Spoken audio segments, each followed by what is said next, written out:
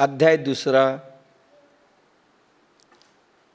श्लोक भगवद्गीतेचा 11वा चाललाय. माऊलींची ओवी 94. तू आपण पाते तरी नेणसी, पर्या कौरवा ते शोचू पाहसी, हा बहुविस्मयामासे पुढत पुढती. तू आपल्या शरीरात असलेल्या आत्म्याच्या स्वरूपाला जाणत नाहीस, पण या कौरवासाठी शोक करू पाहतोस. या तुझ्या भावनेविषयी आम्हाला वारंवार फारच आश्चर्य वाटते. मागच्या वेळेस सांगितलंय गेल्या प्रवचनामध्ये की भगवंत आता बोलायला सुरुवात भगवंताची झालेली आहे आणि अर्जुनाला ते एक एक गोष्ट थोडंसं रागावून सांगत चाललेली आहेत. ओवी अशी म्हणते, तू आपल्या शरीरात असलेल्या आत्म्याच्या स्वरूपाला जाणत नाहीस. अर्जुना, मानव देह जो मिळालेला आहे तो स्वतःचं आत्मस्वरूप जाणून घेण्याकरिता मिळालेला आहे. स्वतःचा आत्मसाक्षात्कार होण्याकरिता, ब्रह्मसाक्षात्कार होण्याकरिता झालेला आहे. आणि तू मात्र दुसरा शोक करतोयस. म्हणजे खरा शोक काय करायला पाहिजे? माझं इतकं आयुष्य गेलेलं आहे, मला ब्रह्मसाक्षात्कार होणार की नाही, आत्मसाक्षात्कार होणार की नाही, तर पुन्हा मी करोडो जन्म फिरणार आहे. करोडो जन्म पुन्हा सोपं नाही आहे. नरदेह फार दुर्लभ आहे. असं भगवंताचं एक इनडायरेक्टली सांगणं आहे त्याला. खरा शोक तू रडायला पाहिजेस, शोक करायला पाहिजेस की अजून मला ब्रह्मसाक्षात्कार झालेला नाही, आत्मसाक्षात्कार झालेला नाही, माझं आत्म्याचं स्वरूप मला कळालेलं नाही. पण हे तर तुला त्याचा शोक नाही आहे. तुला शोक कसं आहे? त्या कौरवांचा. त्यांना मी का मारू? त्यांच्यासाठी. म्हणजे मानवाचा देह स्वतःच्या हिताकरिता अगोदर पाहिलं पाहिजे. स्वहित म्हणजे आत्महित. आणि आत्मघात होतोय, तू दुसऱ्यांच्या विषयी चिंता वाहतोस. आश्चर्य वाटते. का आश्चर्य वाटते? माझा सखा आहेस, माझ्याबरोबर राहतोयस, विद्वान आहेस, अतिभाऊ आहेस, असा अर्थ आहे. आश्चर्य वाटते. तरी सांग पा अर्जुना, तुझ पासोणी स्थिती या त्रिभुवना, हे अनादि विश्वरचना ते लटकी काही. अर्जुना, तू सांग बरे, या अनादि अनंत विश्वाची रचना खोटी आहे काय? आणि या त्रैलोक्याला आदि व अंत मधील जे अस्तित्व आहे ते तुझ्यामुळे आहे काय? अर्जुनाने स्वतःवर सगळं घेतलं होतं. मी मारणार नाही, मी मेलो तरी चालेल, मला राज्य नको. म्हणून भगवंत चिडून का बोलतायत की जसं काय ही विश्वनिर्मितीच स्वतः यांनी केलेली आहे आणि याला काळजी झालेली आहे प्रत्येकाच्या मृत्यूची, प्रत्येकाच्या जन्माची, प्रत्येकाच्या राहण्याची, प्रत्येकाच्या कर्माची. हे आपल्याला लावून घ्या. आपल्यालाही वाटत असतं की आपण कोणाचे तरी हे आहोत, पालन करते आहोत. जसं अर्जुनाला वाटायलंय. भगवान जे अर्जुनाला सांगतायत ते आपल्याकडे वळून घ्या बोट. तू सांग बरे, या अनादि अनंत विश्वाची रचना खोटी आहे काय? आणि या त्रैलोक्याला आदि व अंतमधील जे अस्तित्व आहे ते तुझ्यामुळे आहे काय?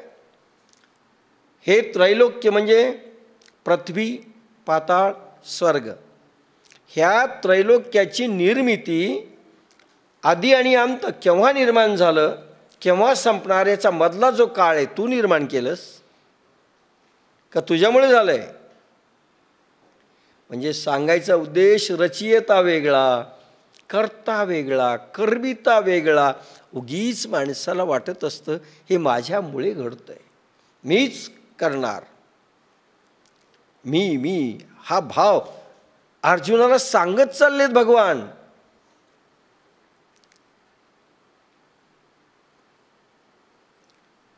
आदि आणि अंत तुझ्यामुळे आहे, त्रैलोक्य तुझ्यामुळे निर्माण झाले, तू केलंस, तू कारण आहेस. एत समर्थ एक अथी तया पासूनी भूते होती, तरी हे वायाची काय बोलती जगा माझी. या संपूर्ण विश्वास षडगुणेश्वर्य संपन्न सर्वशक्तिमान असा एक अच्युत अव्यय परमात्माच आहे. त्यांच्यापासून प्राणात्मक भूतांची उत्पत्ती होते असे जे सर्व जग बोलते ते सर्व लटके की काय. सर्व शास्त्रांमध्ये असं वर्णन आहे अर्जुना, तुलाही ते माहिती आहे की स्वतः विश्वपतींनी रचना केलेली आहे, परब्रह्मानी रचना केलेली आहे. षडगुणेश्वर्य संपन्न असा शक्तिमान भगवान अव्यय परमात्मा त्यांनी सगळी रचना केलेली आहे. प्राणीमात्रांची, भूताची, पंचमहाभूतांची, सर्वांची रचना केली. हे सगळं जग बोलते हे खोटं आहे का काय? म्हणजे तू निर्माण केलंस का? मी म्हणालो होतो ना, हाच गौतम बुद्धांनी अंगुलीमाल डाकूला प्रश्न टाकलेला होता. आता तो घेत नाही, पण हे लटकं का काय? म्हणजे आपल्यावर काय भार आहे याचा दुसरा अर्थ काय आहे? आपल्यावर लावून घ्यायचं तर आपल्याला वाटत असतं आपण गेल्यावर ते बायकोचं कसं होईल, पोरांचं कसं होईल, मी आहे म्हणून ठीक आहे, माझ्यामुळंच आहे, बायांनाही वाटतं सगळं माझ्यामुळंच आहे. हे भगवंताची वाक्य आपल्याला लावून घ्या. आपला मुलगा आपण निर्माण केला का? कान कुठून आणला, नाक कुठून आणला? मुलगीच का झाली, मुलं का नाही झाली? मुलगा पाहिजे होता, मुलगी झाली, हातात आहे का? चांगला पाहिजे होता, मॉडेल चांगलं पाहिजे होतं, हे वेगळंच काहीतरी जन्मलं, आपल्या हातात आहे का? काय आपल्या हातात? बरं, ज्याला मुलगा होत नाही ते त्याच्या हातात आहे का? काय हातात? काही माणसं आपल्या घरातली इच्छा नसताना निघून जातात, आपल्यालाही निघून जावं लागतं, मरावं लागतं. आपल्या हातात आहे का? आपले जन्ममृत्यू आपल्या हातात आहेत का? पोरं कशी वाढावीत आपल्या हातात आहे का? उगीच आपल्याला वाटत असतं मी करते ना म्हणून सगळं होतं. एक कधी कधी माणसांचं मोठं विचित्र असतं. एक गाडी, बैलगाडी चाललेली असताना एक कुत्रा चालला त्या बैलगाडीच्या खाली. त्याला दुसऱ्या कुत्र्याने विचारलं, बाबा तू बैलगाडी खाली कसं काय चालला? दिसेना का? म्हणले, का चाललो? अरे हो बाबा, तू का चाललास? अब्राम समजा ना का? म्हणले, का चाललो? म्हणले, हो, ही बैलगाडी कोण ओढायला? मीच. आता काही संबंध आहे का त्या कुत्र्याचा आणि त्या बैलगाडीचा? भ्रम आहे. एक दुसरं एक छान उदाहरण आहे. एक कुत्र दुसऱ्या कुत्र्याच्या, एक कुत्र पाठीमागे लागलं मोटरसायकलच्या. मोटरसायकल स्वार जोरात सडकीने जात होता आणि नेमकं पहा, मोटारसायकल ज्यावेळेस सडकेवरून जाते त्यावेळेस कुत्रे जे रस्त्यातले असतात त्याच्या मागे लागतात मोटरसायकलच्या. ते कुत्रं बराच वेळपर्यंत त्या मोटरसायकलच्या पिच्छे करीत गेलं. दुसरं कुत्रं त्याला भेटलं. अरे का पिच्छा करतोय? उगीच करतोय का? म्हणले, अरे हो बाबा, तू का पिच्छा करतोस? मागे का लागलास? उगीच लागलो का? म्हणले, दिसेना का तुला? अरे हो बाबा, पण का लागलास सांग तर खरी. त्याला पिटाळून लावलं. म्हणले, माणसाला वाटत असतं मी करतो म्हणून सगळं होत आहे, काही खरं नाही. हे भगवान अर्जुनाला सांगत चाललेले आहे. कुत्र्याला वाटत असतं आपण पिटाळून लावायला, कोणाला वाटत असतं मी खाऊ घालायलो. नाही नाही नाही. हो का सांप्रतायसे झाले, जे हे जन्म मृत्यू त्वा सर्जिले, आणि नाश पावे नाशिले तुझे निकाई. तर मग आता असे झाले की या त्रिभुवनातील किंवा येथील जन्म मृत्यू तूच उत्पन्न केलेस. अर्जुना, इतके लोक जन्मायलेत तुझ्यामुळे जन्मायलेत का या विश्वामध्ये? आणि मरायलेत हे तुझ्यामुळे मरायलेत का? मी याला कसं मारू, मी याला कसं मारू, हा जो भाव त्याचा चाललाय ना, तुझ्यामुळे चाललंय का? या जगामध्ये हजारो लोक, करोडो लोक जन्मायलेत तुझ्यामुळे. आणि मरायलेत तुझ्यामुळे का? तर मग आता असे झाले की जन्ममृत्यू तूच उत्पन्न केलेस आणि तू जर त्याचा नाश केलास तर ते नाश पावतील असेच ना तुला म्हणायचे. आणि तू जर यांना मारलं तरच मरणार, नाही ते सगळे विश्वातले लोक जिवंत राहणार असंच तुला म्हणायचं का? असं भगवान सांगतायत. पहा किती सुंदर. आपल्यासाठी देखील हेच आहे. आपण कोण्याही माणसाला जन्माला घातलेलं नाही आणि आपण कोणालाही माणसाला मारू शकत नाहीत, हे तितकंच खरं आहे. आपण कोणालाही घडवू शकत नाहीत, आपण काहीही करू शकत नाही, आपण खाऊ घालू शकत नाहीत, काही करू शकत नाही. जो त्याचं भाग्य घेऊन आलेलं आहे. एक कथा अशी आली 1920ला एका मुलीला एक जनावरांनी उचलून असं पळून नेलं जंगलामध्ये. 12-13 वर्षाची ती झाली. तिला बोलताच येत नाहीये, चालता येत नाहीये. चालता म्हणजे मग ती अशी 4 पायानी. आणि असेच 2 पोरं देखील असेच गेलेले होते. जनावरांनी वाढवलं त्यांना बोलता आलं नाही, कारण बोलायचं काही हेच नाही. म्हणून आता ज्या घरामध्ये जन्मले ते घर चांगलं होतं, पण भाग्य कुठे होतं वाढण्याचं? मग कोणाच्या हातात आहे ते? प्रभूच्या हातात आहे, आपल्या काही हातात नाही. म्हणून हा अहंकार सोडून द्यावा की माझ्यामुळे घर चालतंय, माझ्यामुळं सगळं चालतंय, मी नसेल तर काय होईल? मरून पहा, कोणाचं काही अडत नाही. आणि काय व्हायचं त्यांचं होणार आहे. तुम्ही असले तरी होणार आहे, तुम्ही असले तरी होणार आहे. आणि म्हणून जन्म मृत्यू तूच उत्पन्न केलेस आणि तूच जर त्यांचा नाश केलास तर हे नाश पावतील असेच ना तुला सांगायचे. असा प्रश्नार्थक विचारतायत भगवान. तू भ्रमलेपणे अहंकृती यासी घात न दर्शी चित्ती तरी सांगे काय होती चिरंतन. अरे अर्जुना, तू भ्रमामुळे अहंकार घेऊन या कौरवांचा घात करण्याचे चित्तात आणले नाहीस तर हे का चिरंजीव होतील काय? इथे छान वकिलीची आर्ग्युमेंट आहे. अशी कल्पना कर अर्जुना, तू यांना मारलं नाहीस, तू निघून गेलास म्हणजे मरणार नाहीत का चिरंजीव होऊन आलेले आहेत? लक्षात घ्या, इथे भगवंताची अहिंसा.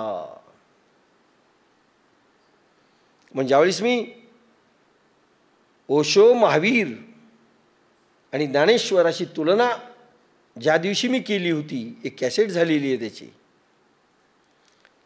त्या दिवशी असं म्हटलं होतं की जी सध्या प्रचलित अहिंसा आहे ती महावीरांची अहिंसा आहे, खोटा आहे. कारण अहिंसा हिंसा याच्यामधला भेदही नंतर राहिलेला नाहीये महावीरांना. सहज चालता चालता पायानी मुंग्या मेल्या म्हणून आपल्याला उदाहरण मी दिलेलं आहे. त्या काळात पायानी चालताना मुंग्या मेल्या, माहिती नाही तुम्हाला. करोडो जंतू मरतात, माहिती नाही आहे तुम्हाला. त्यांच्या भाग्यात तुमच्या स्पर्शाने मरायचं असेल तर असं लिहिलेलं असेल तर तुम्ही काय करणार? तुम्ही खुनी आहात का हिंसक झालात? बिलकुल नाही. कारण निमित्त पाहिजे ना काहीतरी.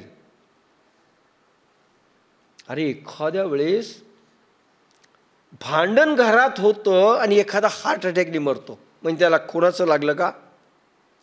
पाप लागलं. निमित्त त्याला बनवलंय भगवंतानी. आणि जे निमित्त मुद्दाम होऊन मारणं आणि निमित्त होणं दोन्हीमध्ये फरक आहे. मुद्दाम मुंग्या दिसल्या आणि तुम्ही चढून गेले, चालवाच एकदा बुलडोजर, असं मेले. म्हणून अहिंसा, हिंसा केली तरी जी अहिंसा आहे, कारण त्याच्या नशिबात तुमच्यामुळे मरण असेल बरं, अशी कल्पना करा, तुमच्याकडून मरायचं असं त्याचं ठरलेलं असेल, विधिलिखित असेल, अहो तो स्वर्गाला जाईल की नाही? त्या प्राणीची गती चांगली तर होईल ना, वाईट माणसाच्या हातून मरणं आणि तुमच्यासारख्या साधकाच्या हाताने मरणं एकच का? पुण्य स्पर्शाने त्याची सद्गती जर होणार असेल तर ती अहिंसाच आहे, हिंसा नाही. वाहत जायचं, पाहत जायचं, द्रष्टाभावामध्ये बसतं. अहिंसेचा द्रष्टाभाव असला, फक्त पाहायचं या विश्वाची रचना. तुम्ही न करता आहात न कर्मात, काय होईल ते पहा. अर्जुना तू निमित्तेस. द्रष्टाभाव या ठिकाणी येतो. द्रष्टा असलं पाहिजे. मी करतो हा भाव नाही, मी फक्त पाहतोय. अरे तुमच्यामुळे मेला, मी फक्त पाहतोय, मला काय माहिती.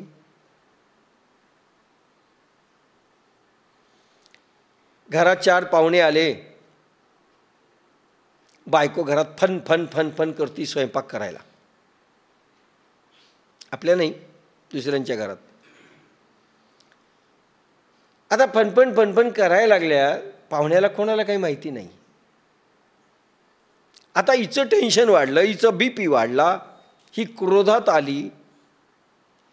हे पाहुणे आले ना म्हणून मला क्रोध आला, म्हणून ते पापी. पापी होतात का ते? त्यांना माहितीही नाही आहे. आणि ज्यावेळेस माहितीही नाही आहे आणि त्यांच्यामुळे काही घडलंही नाही, तुम्ही स्वतःहून हे केलं, पापी कोण? म्हणून मी उदाहरण मागच्या वेळेस दिलं होतं गौतम बुद्धांचं, की एकाने सारख्या शिव्या दिल्या. भगवान गौतम बुद्ध चालत असताना एक जण रस्त्यात भेटला आणि सारख्या शिव्यांच्या लाखोली वाहू लागला. जसं बेलपुष्प वाहतो आपण, ओम नमो शिवाय, ओम नमो शिवाय, तसं त्याने एक सारख्या शिव्या सुरू केल्या. भगवान गौतम बुद्ध शांत होते आणि त्यानंतर त्यांनी लगेचच, आनंदला राग आला, शिष्यांना राग आला. म्हणाली, भन्ते याला जरा नीट करतो आम्ही, तुम्ही फक्त परवानगी द्या. बुद्ध पाहून, मग मात्र बुद्ध हसायला लागले पाहून आनंदकडे. आता आनंदकडे पाहून हसायला लागले, म्हणजे राग यायला पाहिजे ना आनंदला वाटायला, आम्हाला राग यायला यांना राग नाही. ते म्हणे तुम्ही हसतायत, अहो तो शिवे देत चाललाय, त्याला दाखवू द्या मजा, आम्ही आत्ता दाखवतो, पण तुम्ही हसतायत म्हणले. आणि शिव्या देणाऱ्याने विचारलं, का हसतायत तुम्ही? त्यांनी सांगितलं, आनंद तुझ्याकडे पाहून हसतोय, याच्याकरता हसतोय की तू जे बोललास ना त्याच्यामुळे हसतोय. म्हणजे त्याच्या शिव्याने नाही, माझ्यामुळे हसतायत. म्हणजे हो का? तर म्हणे शिव्या तो द्यायला आहे आणि तू स्वतःला जाळून घ्यायलास. म्हणजे मला नाही अर्थ समजला. नाही समजला अर्थ, जरा स्पष्ट करून सांगा. अरे त्यांनी सांगितलं तो शिव्या द्यायला आहे, तो स्वतःला जाळून घेत नाहीये. पण तुला क्रोध यायला, क्रोधाग्नी निर्माण होणं म्हणजे स्वतःला जाळून घेणं आहे. म्हणजे परिणाम कोण भोगायला, शिक्षा कोण भोगायला? म्हणजे तू शिक्षा भोगायलास. शिव्या तो द्यायला, शिक्षा तू भोगायलास, म्हणून हसू यायला. लक्षात घ्या. आता शिक्षा ती बाई भोगते, पाहुणे आलेले त्यांना काही माहिती नाहीये, ते द्रष्टाभावामध्ये आहेत. पाहुणे आले म्हणून राख रांगोळी झाली, मला BP वाढला, याला हार्ट अटॅक आला आणि असं क्रोध आला. तुमची कृती तुम्हाला भोगावी लागणार, पाहुण्यांना नाही. चांगली बाई प्रेम करीत होती पोराशी आणि एकदम हिंसक बनली, याचं कारण पाहुणे. नो, पाहुणे नाही.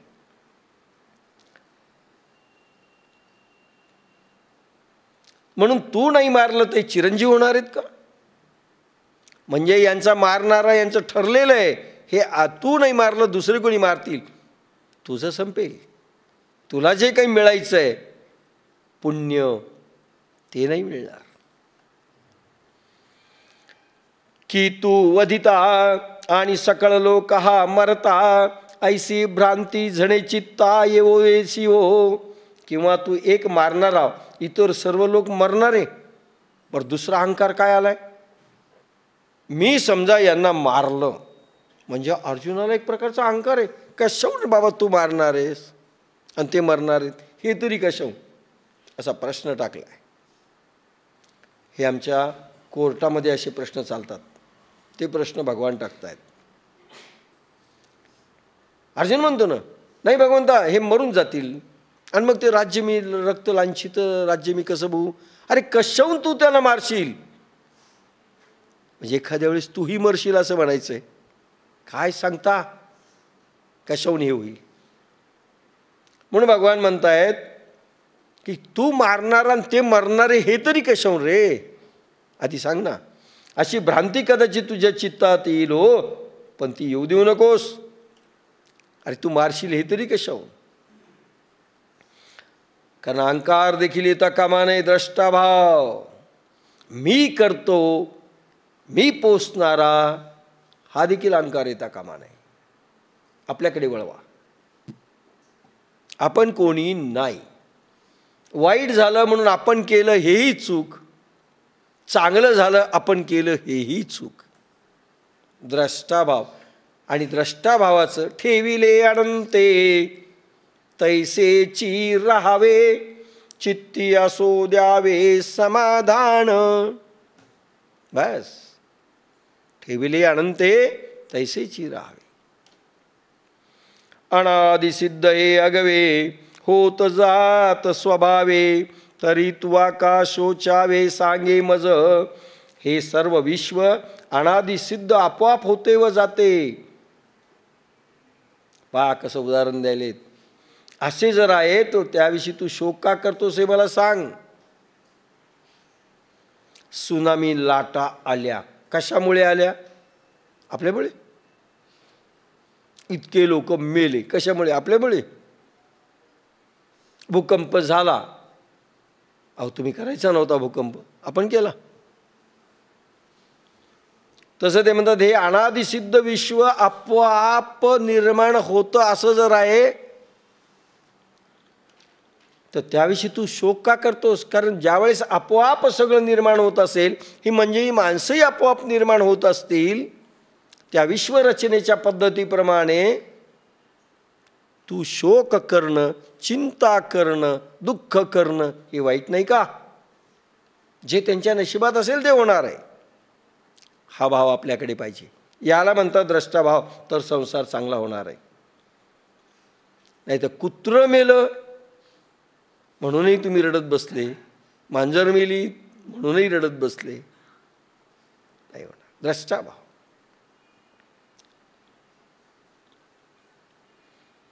परिमूर्खपणे नेणसी, न चिंतावे ते चिंतिसी, आणि तू चिंती सांगसी आम्हा प्रती.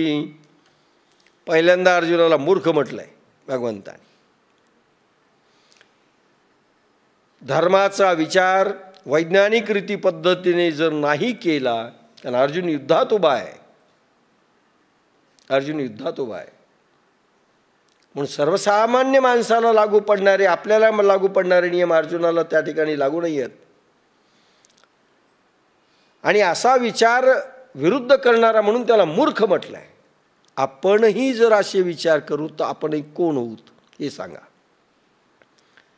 परिमूर्खपणे नेणसी, परंतु मूर्खपणामुळे तुला हे समजत नाही. जे चिंतू नये ते तू चिंतितोस. काय काय आपणही असेच करतात. नाही तो मला मारीलच, नाही नाही बहुतेक तो मला मारीलच. अरे कशाहून मारील बाबा? नाही तो मला फसविलच. काही लोकांचा निगेटिव्ह ॲटिट्यूड असतो. कुठल्या दुकानावर घ्या, इथं माल घ्या, तो कशाहून चांगला देईल. अरे बस तो कशाहून फसवणार नाही आम्हाला. सगळं असंच. तर जे चिंतायचं नाही ते चिंतितोस. चिंतू नाही ते चिंतितोस, आणि उलट तूच आम्हाला नीती सांगतोस.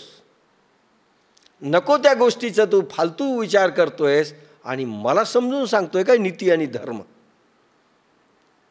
लक्षात घ्या, भगवंत किती चिडलेले आहेत. नीती आणि धर्म मला समजून सांगतोस तू? देखे विवेकी जे होती, ते दोही तेही न शोचिती, जे होय जाय भ्रांती म्हणून या. हे पहा, अंतरंग साधनेत योग सिद्ध झाल्यावर, अंतर्मुख आत्मानुभव येऊ लागल्यावर जे भक्त त्या सत्य स्वरूपाला बळकट चिकटतात त्यांना विवेकी म्हणतात. विवेक केव्हा जन्म घेतो? तिसरी का चौथ्यांदा ओवी आली विवेकावर. परिभाषा नाही आहे, व्याख्या नाही आहे. विचार म्हणजे विवेक नाही, हे मी मागे म्हटलं आहे. ज्यावेळेस अध्यात्मशास्त्रामध्ये विवेक विवेक शब्द वापरण्यात येतो, तो विचार, चांगला विचार, आध्यात्मिक विचार, चिंतन, कीर्तन, भजन म्हणणं, स्वरांचा उच्चार याला म्हटलेलं नाही. विवेकामध्ये विचारच नसतो, चिंतन नसतं. प्राणप्रवाह खाली वाहतो त्यावेळेस विचार असतो, आणि प्राणप्रवाह ऊर्ध्व होऊन आत्म्यामध्ये स्थिरावतो, बुद्धीमध्ये स्थिरावतो. प्राण स्थिर झाला, मन स्थिर झालं, आणि ज्या वेळेस जो विचार प्रसवतो त्याला विवेक म्हणतात. स्थिरावलेल्या प्राणामध्ये, स्थिरावलेणी अंतःकरणे, स्थिर झालेले, एक प्रकारची ध्यानावस्था प्राप्त झाली, प्राण खाली नाही व्हायला. त्यावेळेस फक्त कोणीतरी जागा आहे, आणि जो जागा आहे त्याला जे स्फुरण होतं म्हणजे ते विवेक. कोणीतरी जागा आहे. समाधी बोधामध्ये देखील बेशुद्धी नसते, लक्षात घ्या. ध्यानावस्थेमध्ये बेशुद्धी नसते, नसते बेशुद्धी. एक जागृत अवस्था, कोणीतरी जागा आहे असं वाटतं. आणि जे जागा आहे असं वाटतं, ज्याला वाटतं की मी जागा आहे, थर्ड पर्सन आपलं मन नसतं, मनच संपलेलं असतं, त्याला विवेक म्हणतात. तिथे जाणीव आहे, एक वेगळा कोणीतरी आपल्यामधला आहे, आपण नसतो. कोणीतरी वेगळा आत्मा एक द्रष्ट्याभावाने पाहत असतो या सगळा खेळ, त्याला विवेक म्हणतात. ही जी अनुभूती येते त्याला विवेक म्हणतात. जाणीव होते, एक वेगळा कोणीतरी पाहतोय माझ्यामधून, त्याला विवेक म्हणतात. जे भक्त त्या सत्य स्वरूपाला बळकट चिकटतात त्यांना विवेकी म्हणतात. आणि त्या अनुभवाला जे चिटकून राहतात, नेहमी ज्यांचा प्राण ऊर्ध्व होऊन समाधीस्थ अवस्थेमध्ये प्राप्त होतो आणि आत्मजागृती सतत असते ज्या बुद्धीमध्ये, त्याला विवेकी म्हणतात. त्या माणसाला असे जे विवेकी असतात ते जन्म मृत्यू ही भ्रांती आहे असे समजून उमजून दोन्ही विषयी शोक करत नाही.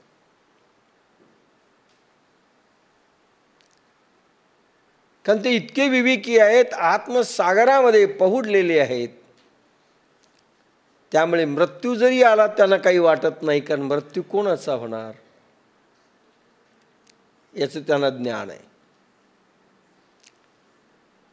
मी जन्मलोच नाही, कारण हा जो त्रयस्थ पुरुष जागा असतो ना, त्याला लक्षात असतं की मी जन्मलोही नाही म्हणून माझा मृत्यूही नाही. अजन्मा, त्याला म्हणतात विवेक. अशी जागृती, अशी अनुभूती आत्म्याला आल्यानंतर जे प्रगट होतं त्याला विवेकी म्हणतात, त्याला विवेक म्हणतात. लक्षात घ्या. मग जन्म मृत्यू ही भ्रांती आहे असे उमजून तो दोन्ही विषयी शोक करत नाही.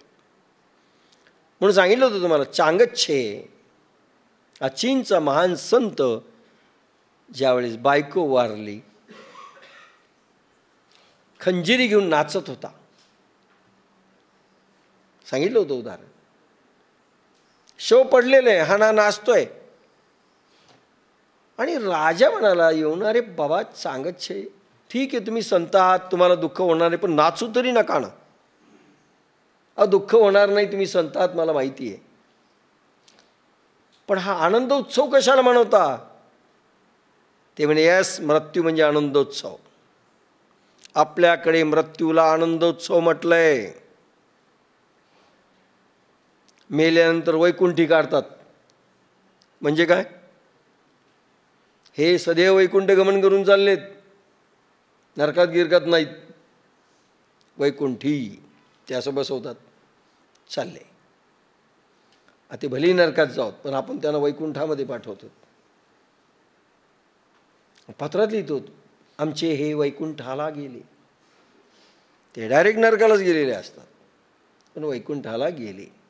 जन्म आणि मृत्यू भ्रांती त्या चांगच्छेने सांगितलं नाही. आपल्याकडे ज्ञानेश्वर महाराजांची आपण काय मांडली? पुण्यतिथी. पुण्यतिथी म्हटलंय. ख्रिश्चनामध्ये येशू ख्रिस्तांना खिळे मारले, तो शोक दिन मानण्यात येतो. लक्षात घ्या, त्यांचा मृत्यू दिन शोक दिन.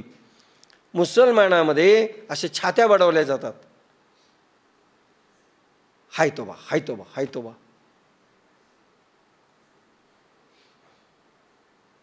असं करण्यात येतं. शोक दिन आपला, मृत्यू दिन आनंदोत्सव. पुण्यतिथी असा शब्द आहे आपल्याकडे. का? कारण तो मेलाच नाही, तो जन्मालाही नव्हता, तर मेलाही नाही, हा भाव आहे या ठिकाणी. सगळ्यालाच पुण्यतिथी म्हणतात. आमच्या वडिलांची पुण्यतिथी म्हणतात.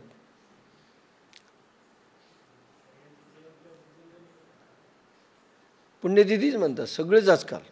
काय नाही, पुण्यतिथी काय जयंती काय, जयंती वेगळी. लोक करतात. आता याला माहीत असतं आपला बाप कसा होता, हा पुण्यतिथी म्हणत नाही. पण समजा एखादा सप्ताह असेल, एखाद्याचा माणूस गेला आणि सप्ताह जर रचला, तो पुण्यतिथी म्हणतो. आपल्या वडिलांच्या मृत्यूदिनी जर सप्त्याची समाप्ती त्यांनी केली वारकरी संप्रदायामध्ये, तो पुण्यतिथी निमित्त असं म्हणतो. शब्दच आहे तो. पुण्यस्मरण असेच शब्द आहेत आपल्याकडे. कारण लोक येणार नाहीत पुण्यतिथीला म्हणून हा करत नाही. पण आता सप्ताहाचा आहे म्हणल्यानंतर लोक येतात. पण फक्त मी पुण्यतिथी करतो, जेवायला या कोणी येत नाही, ते श्राद्ध झालं.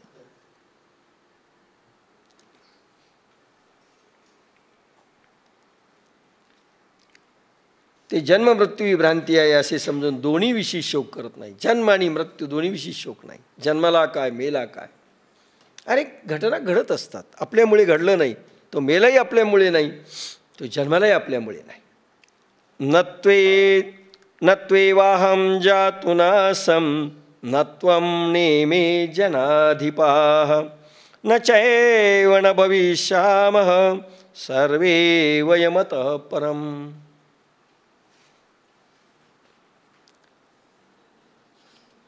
श्री भगवान म्हणाले, आशोच्याचा शोक करीशी, आशोच्याचा शोक करीशी, ज्ञान बोलई बोलसी, मेल्या जित्याविषयी शोक ज्ञानी करती ना देख. मग अर्जुना ते म्हणितले, आम्ही आजी हे नवल देखिले, जे तुवा येता धरिले माझारीची. हे राजे कधी नव्हते असे नाहीच, आणि आम्ही सर्व ह्या देहाचा नाश झाल्यावर नसूत असेही नाहीच. मी तू राजेही मागेही कधी नव्हतो असे नाही, तसे आम्ही सर्वचही पुढे नसू असे नाही. अर्जुना सांगेन ऐक, येत आम्ही तुम्ही देख, आणि हे भूपती असे आदी करुणी. अर्जुना सांगतो ऐक, आम्ही तुम्ही हे सर्व राजे, सर्व प्रकारचे सैनिक जे या रणभूमीवर आलेले आहेत, भगवान सांगतायत अर्जुना, तू मी हे राजे जे या रणावर आलेले आहेत ते. पुढची ओवी, नित्यता ऐसीची असुनी ना तरी निश्चित क्षया जाऊनी, हे भ्रांती वेगळी करुणी दोन्ही नाही. हे असेच निरंतर राहतील किंवा निश्चित यांचा नाश होईल. ही बुद्धीत उत्पन्न झालेली भ्रांती टाकून दोन्हीपैकी एकही खरे नाही. भगवान स्वतःही विषयी म्हणाले, अर्जुना मी देखील, तू देखील, हे राजे देखील, सगळे लोक देखील आज जे इथे उभे आहेत हे सारखे निरंतर राहतील हे खोटं आहे. म्हणून तर राम गयो रावण गयो उनका बहुपरिवार. रामही गेले, रावणही गेला, भगवान कृष्णही गेले.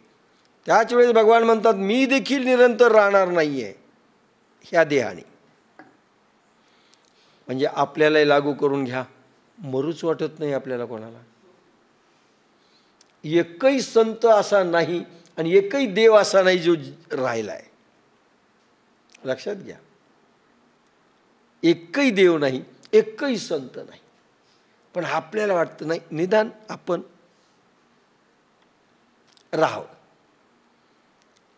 अनेक महाराजांकडे जातात, मरू नका हो, याला तरी मरू देऊ नका, मलाही मरू देऊ नका. नित्यता ऐसीची असुनी हे असेच निरंतर राहतील किंवा निश्चित यांचा नाश होईल. ही बुद्धीत उत्पन्न झालेली भ्रांती टाकून म्हणजे निरंतरही राहणार नाहीत आणि किंवा निश्चित यांचा नाश होईल असंही तू समजू नको. नाही नाही मीच मारले नाही मरतील, नाही. ही बुद्धीत उत्पन्न झालेली भ्रांती टाकून दोन्हीपैकी एकही खरे नाही. एकही खरं नाही. हे उपजे आणि नाशे ते मायावशे दिसे, ए रवी तत्वता वस्तू जे असे ते अविनाशची.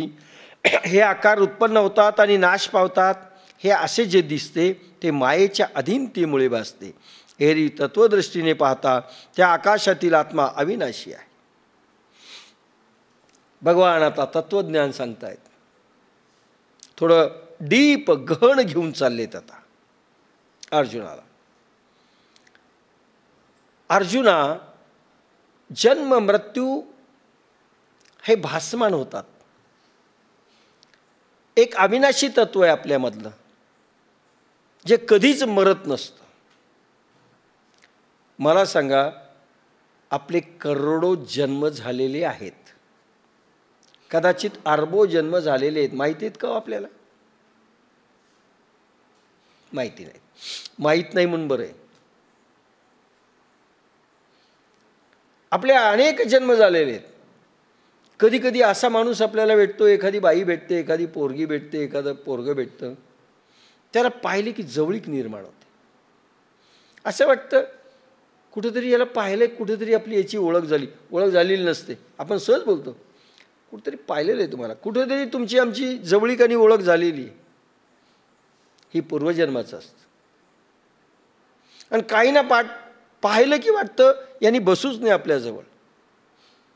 एसटीत पहा, कुठेही पहा, नको वाटतं तो माणूस आपल्याजवळ. काही माणसांचे सहवास नको वाटतात, काही माणसांचे सहवास हवेसे वाटतात. काही माणसाची ट्युनिंग ताबडतोब जमते, काहीशी जुळतच नाही. हे सगळं वरचे धागे आहेत. नवरा आणि बायको लग्न करून येतात तर नेहमी भांडणं करतात. समजायचे दोन शत्रू एकत्र आलेले ह्या जन्मात.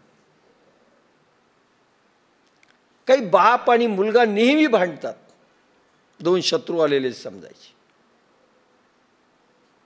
एक दुसरे का बदला ले लेंगे. माहीत झालं की पूर्वजन्मीचे शत्रू आहेत, वाईट होईल म्हणून भगवान मायेचा पडदा टाकतात, आठवू देत नाही. पण ते शत्रू असतात. आणि काहींचं असं जुळतं ना, फ्रेंडशिप, फ्रेंड म्हणून राहतात काही आई वडील. तसं वाटतं फ्रेंड आहेत का? नाही हो, माझे वडील आहेत. अगदी मोकळ्या समजायचं ते मित्र आहेत पूर्वजन्मीचे. मैत्री भाव आहे पूर्वीचा. हे सगळं मागच्या जन्मीचं लचांड सगळं चाललेलं असतं खेळ. म्हणून एका जन्माची सिदोरी नाहीये, ही एका जन्माची नाहीये. म्हणून हा मायेच्या अधीन तो मुळे असे भासते. उपजे आणि नाशे. माणसं मरतात, काही पोरं जन्मताच मरतात, काही 4 वर्षांनी मरतात, काही 10 वर्षांनी मरतात. आपल्याला चुटपुट लागून जाते, अरे बापरे मेला हो, ईश्वराने द्यायचंच नको होतं. त्याच्या सहवासाचा क्षण तेवढाच लिहिलेला होता. पूर्वजन्मात काहीतरी होतं, तेवढं फेडायला आला, संपलं, ऋण पिटलं त्याचं, गेला निघून. किंवा फार आजारी येऊन तुम्हाला खड्ड्यात उतरायचं होतं, तेवढं त्याने उतरून टाकलं, त्याची चावी संपली, चालला तो वर. रडायचं काही कारण नाही. हे सगळे वरचे धागेदोरे आहेत झालेले. हे आकार उत्पन्न होतात आणि नाश पावतात. हे असे जे दिसते ते मायेच्या अधीनतेमुळे भासते. आपणही जाणार आहेत, आपलाही फुगा फुटणार आहे. उपजे ते नाशे. जे उपजलं, जे निर्माण झालं ते नाश पावणारच. पण आपल्याला काही वाईट वाटायचं कारण नाही. ते मायेच्या अधीनतेमुळे भासते. उगाच मायेमुळे वाटतं, अरे रे आपण म्हातारे झालो. अरे होणार होता. एरवी तत्वदृष्टीने पाहता त्या आकारातील आत्मा अविनाशी आहे. पण आत्मा अविनाशी आहे ना, त्याला मरण नाही, त्याला जन्म नाही, मरण नाही. आत्मा अविनाशी आहे. आपल्यामधला तत्व अविनाशी आहे. शरीराचा खून होतो, आत्म्याचा नाही. शरीर मरतो, आत्मा नाही. आणि एकदा त्याला विवेक उत्पन्न झाल्यानंतर आत्मा प्रगट झाला तर त्याच्या लक्षात येतं हे शरीर जाणार. बाप्पासाहेबांनी स्वतःहून शरीर सोडलं. मला आता राहायचं नाही, ह्या शरीरामध्ये मी जास्त काळ राहू शकणार नाही, मला नाही राहायचं, सोडून द्यायचं. पण म्हणाले मला पुन्हा यायचं आहे. तयार राहा. तरुण पोरं अशी तयार करा की ज्याच्यामध्ये मी नक्की माहीत नाही कोणामध्ये येते का दुसरीकडे जातील हेही माहिती नाही. चॉईस आहे. पण हे शरीर सुटलं म्हणजे सगळं गेलं असं काही समजायचं कारण नाही. ती स्थिती त्यांची आलेली असते. त्या आकारातील आत्मा अविनाशी आहे. म्हणून ह्या शरीर आहे, शरीर जाईल, पण ह्याच्यामधला आत्मा मात्र अविनाशी आहे. म्हणून भगवान इनडायरेक्टली सांगतायत, तू यांना जरी मारलं तरी यांच्या आत्म्याला तू मारू शकत नाही, यांच्या चेतनतत्वाला तू मारू शकत नाहीस, तू काही करू शकत नाहीस. शरीर मारण्याकरता तुला आणलेलं आहे प्रभूने इथे. मार, मी नाही मारत, कोणीतरी मारणारं पाहिजे ना. जैसे पवन तोय हलविले. आणि शेवटी काहीच नाही झालं तर डायबिटीस पाठवतो देव, BP पाठवतो, पॅरालिसिस पाठवतो, हार्ट अटॅक पाठवतो. का पाठवतो? यांना वर न्यायचे लवकर. आम्हाला देव नाही पाठवीत, यांच्याच कर्माने उत्पन्न होतं. हे सगळे रोग आपापल्या कर्माने उत्पन्न होतात. देव काही करत नाही. जैसे पवने तोय हलविले आणि तरंगाकार झाले तरी कवणके जन्मले मनोनी येत. BPचे पेशंट, डायबिटीजचे पेशंट ज्यावेळेस टेन्शन घेतात थोडंही, त्याच वेळेस त्यांचं हाय होतं. मग का टेन्शन घेतलं? कारण समजतात हे माझ्यामुळं चाललंय. आता ही सवय झालेली आहे आपल्याला, ती गोष्ट वेगळी. आणि सवय सुटणं सोपंही नाही. एखाद्याने जीवनामध्ये आपल्या विरुद्ध काही कृती केली, आपल्याला लॉस आणला, आपलं टेन्शन वाटतं. का? माझा संसार आहे, माझी प्रॉपर्टी आहे, माझा पैसा, यांनी लॉस आणला, माझा. हा भ्रम नाही?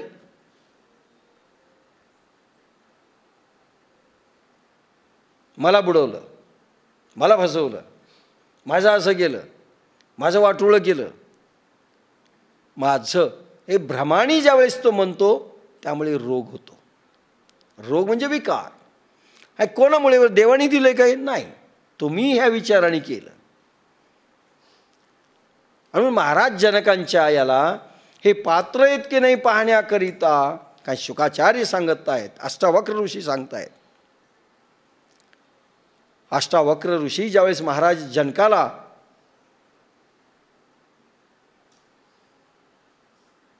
काही निरूपण करतायत, तर त्यावेळेस पाहतायत यांना वैराग्य किती आलेलं आहे आणि मायावी आग लागलेली आहे जनकपुरीला. सैनिक पळत येतात, महाराज महाराज महाराज जनकपुरीला आग लागली. हे शांत आहेत. अष्टावक्रे म्हणाले, राजा जनकपुरीला आग लागली. ते शांत आहेत, काही नाही. ऐकणे श्रोता आहेत ते, आपल्यासारखं नाही. श्रोता. आता तुम्ही मी श्रोत्यावर काय बोललं हे ऐका. काही लोक नवीन असतील, ती पहिली कॅसेट माझी झालेली ऐका. श्रोता आता नाही सांगणार, ते खरे श्रोता आहेत. दुसरं घुसतच नाही काही मध्ये. पुन्हा दुसरा आला पळत, महाराज महाराज आता राजवाड्याला आग लागली. पुन्हा म्हणाले अष्टावक्र ऋषी, जा जनका, पाहायचं का तुला जाऊन? नाही म्हणले, महाराज कोणाची आग, कोणाचा राजवाडा? ज्याचा आहे त्याला जाळायचं असेल जाळेल, माझं नाहीच आहे. बीपी वाढेल का हो? माझं जे नाही त्याचा मी खेद का करू? माझा मुलगा नाही, माझा नातू नाही, माझी बायको नाही, माझा मी नाही, हे शरीरही माझं नाही, इथपर्यंत भाव जातो. काहीही होत नाही अशा, काही होत नाही. माझं काहीही नाही, माझा मीच नाही.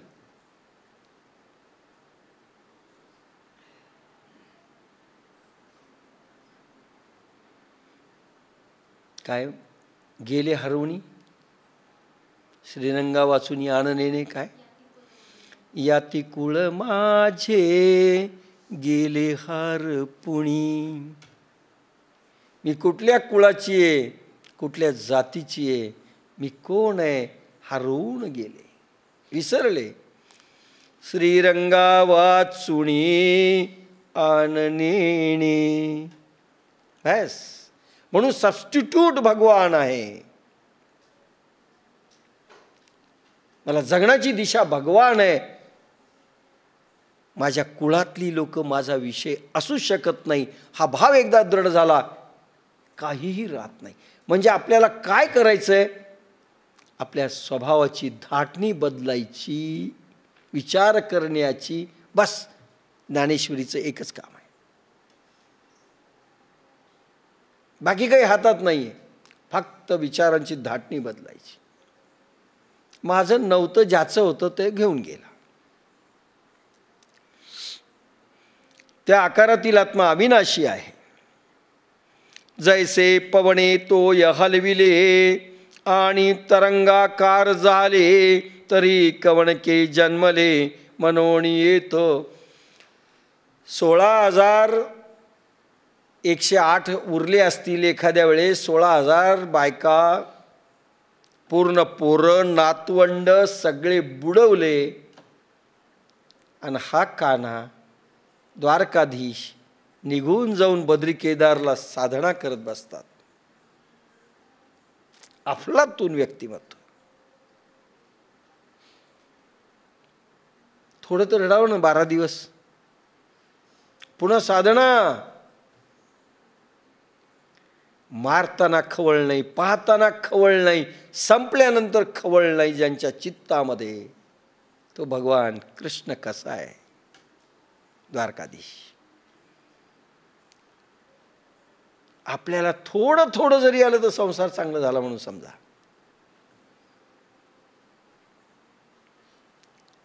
पाहिजे तसा संसार कधीच होणार नाही. परिस्थिती काय होईल ते होईल, मनस्थिती फक्त टिकवा, हे भगवद्गीता सांगते. होऊ शकेल परिस्थिती बदलेल, मनस्थिती तुमची चांगली असेल तर. सासू खराब आहे म्हणून सून भांडत बसते किंवा जळत बसते. पण सासू तिकडे जळत नसते, ती खात बसते आणि ही जळत बसते. आता शिक्षा कोण भोगते? सून. किंवा इकडे सासू भोगते, 10-5 दिवस रागात राहते तिच्याशी, फन फन फन फन बोलत नाही. शिक्षा कोण भोगते? सासू. मला ती अशी बोली, विसरतच नाही माणसं, कारण मी मी मी मी अहंकार.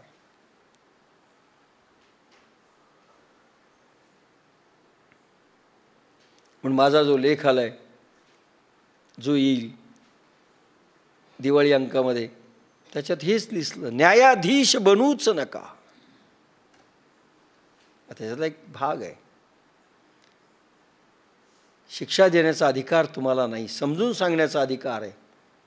आपण न्यायाधीश प्रत्येकजण बसतो. पोराला शिक्षा, सुनीला शिक्षा, मुलीला शिक्षा, सासूला शिक्षा, नवऱ्याला शिक्षा. तुमचं पाहते, अरे बायको म्हणते नवऱ्याला, तू मला आता मी पाहते, पोरग माझ्या पाठीशी आहे. अरे काही अधिकार नाही तुम्हाला. यू आर नॉट ए जज.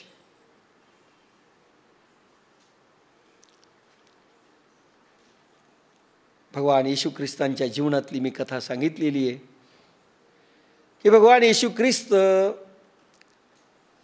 एका गावात गेले. त्या गावामध्ये एका बाईने व्यभिचार केला.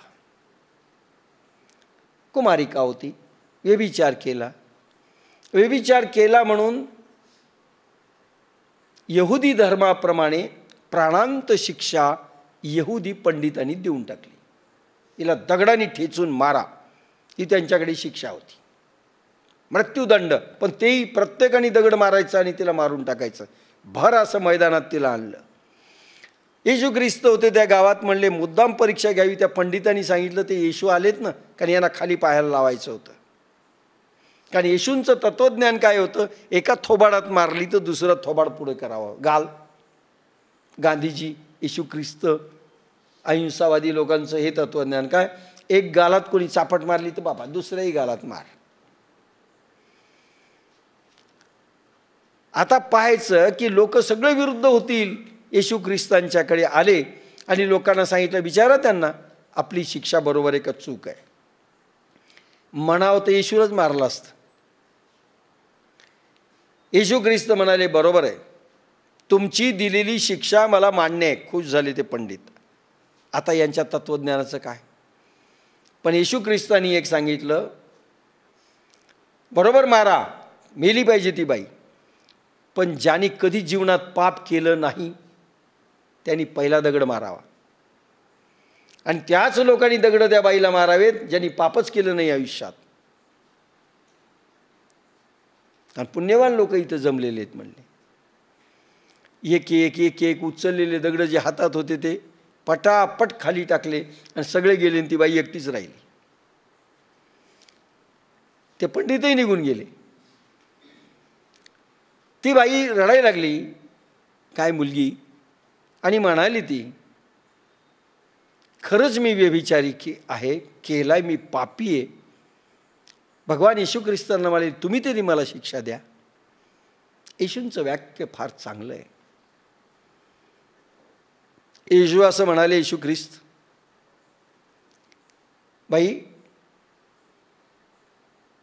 मला ईश्वराने अशी बुद्धी कधी देऊ नये की मी न्यायाधीश व्हावं आणि तुला शिक्षा करावी. कधीच मला अशी बुद्धी येऊ नये, असा अहंकारही माझ्यामध्ये जन्मू नये. आणि म्हणून मी न्यायाधीश नाही, मी तुला शिक्षा करू शकत नाही. म्हणले करा, मी मुक्त होईल. नाही म्हणले. नंबर 1 तो देवाचा अधिकार आहे.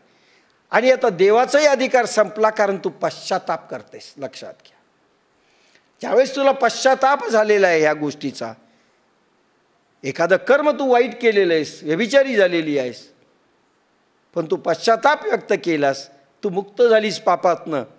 आता तुला प्रभूही शिक्षा देणार नाही. आणि त्यांनी सांगितलं, न्यायाधीश कोणीच बनू नये. आपण प्रत्येकाचे न्यायाधीश आहेत. शिक्षा करायला तयार. सुनेसाठी सासू शिक्षा करायला तयार, सासूचं चुकलं तर सुनही तयार. पोराचं चुकलं तर बापही शिक्षा करायला तयार, आणि शिक्षक तर केव्हाही छडी घेऊनच असतात. प्रत्येकजण शिक्षा करायला तयार. न्यायाधीश बनलेला पाहतो, हे आपण स्पष्ट बोलतो, तू चुकलास आणि तुला भोगलं पाहिजे, आज तुला खायला देणार नाही. शिक्षा करण्याचा राईट नाही माणसाला. हा उपजे आणि नाशे. माणसं जे जन्मणार आहेत ते मरणार आहेत, आपल्यामुळे हे घडत नाही असा भाव ठेवू नये. शिक्षेचाही भाव ठेवू नये की मी मारतोय, मी याला न्याय देणार. नो, आपण काहीही नाही, फक्त बघे संसारात, फक्त बघा बघा आणि बघा. आणि जसं सुचेल तसं चालत राहा, शिक्षा करू नका.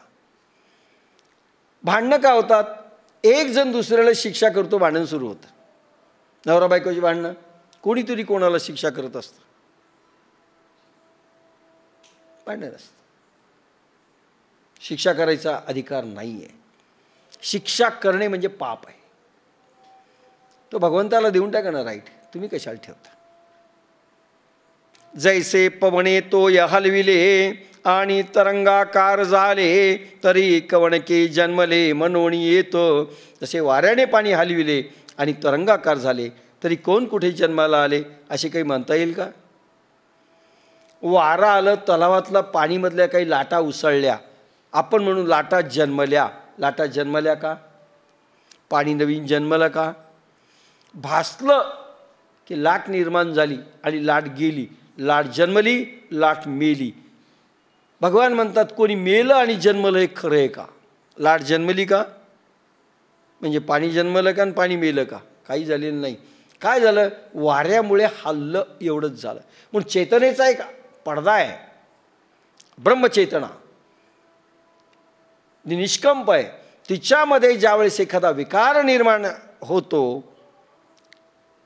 म्हणजे माया उत्पन्न होते, त्यामुळं हे बुडबुडे उठलेत आत्म्याचे, आपले जीम आत्म्यावर जे जाणार आहेत. एवढाच समजायचं, हे जन्मले ते मरणार, कारण चेतनेवरचे बुडबुडे आहेत. एवढाच अर्थ समजायचा. त्यामुळे वाईट काही वाटून घेऊ नका. जन्माला आले असे काही म्हणता येईल का? म्हणून हे जन्मले नाहीत, मेले नाहीत, त्या लाटेसारखे आहेत.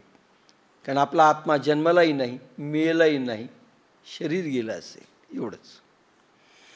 तेची वायूचे स्फुरण ठेले आणि उदक सहज सपाट झाले, तरी आता काय निमाले विचारी पा. तेच वारा वाहणे थांबले आणि पाणी आपोआपच स्थिर झाले, तर आता काही नाहीसे झाले. आता वारा व्हायला नाही आणि पाणी स्थिर झालं, लाटा उत्पन्न झाला नाहीत, लाट मेली, असं होतंय का? काय गेलं? काहीच नाही. आणि काय जन्मलं? लाट उसळल्यावर काही नाही. तशी आपली जीवात्म्याची लाट उसळली, गेली. आपण म्हणू अहो आम्ही 80 वर्ष जगलो, 70 वर्ष जगलो, 60 वर्ष जगलो. यस, विश्वविधात्यांच्या ह्या युगामध्ये ज्या ब्रह्मदेवाच्या एका वर्षामध्ये एका दिवसामध्ये 14 इंद्र जातात, 14 इंद्र जातात. तर त्याला कसं म्हणता येईल तुम्हाला? आपण खरंच बुडबुड्यासारखे आहेत. पुटकून काही प्राणी पहा, 3 सेकंद जन्मतात, एका सेकंदात जन्मतात, दुसऱ्या सेकंदात संसार करतात, तिसऱ्या सेकंदात मरतात. काय स्पीड आहे! काही 24 तासात, बस पहिल्या तासात जन्मले की 24व्या तासात मरतात.